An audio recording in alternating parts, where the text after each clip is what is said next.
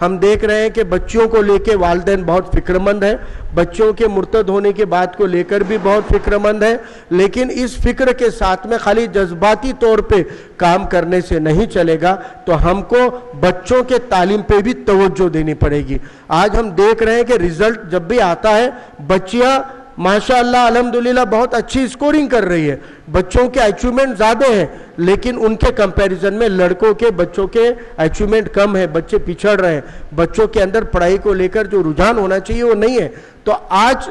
एक दौर ऐसा चल रहा है कि सबको लग रहा है कि बच्चों की काउंसलिंग होनी चाहिए, बच्चों की इस्तेमा होने चाहिए, बच्चों की तरबियत होनी चाहिए। मैं कहता हूं कि वो होनी चाहिए दूसरे नंबर पे, पहले बच्चों की तरबियत होनी चाहिए, बच्चों की काउंसलिंग होनी चाहिए, बच्चों के रुझानात को हमको समझ के समझाना पड़ेगा, बच्चों में क्वालिटी एजुकेशन लेने की और अचीवमेंट करने की कोशिश होनी चाहिए। मैं हमेशा एक मिसाल देता हूं कि चंद साल पहले हम लोगों ने एक सर्वे किया था, नांदेड़ के मेडिकल कॉलेज में से हमने लिस्ट मंगाई थी कि नांदेड़ मेडिकल कॉलेज एमबीबीएस को जो मेडिकल कॉलेज में कितने मुस्लिम स्टूडेंट पढ़ रहे हैं, तो हमें लिस्ट मिली थी 19 बच्चों की।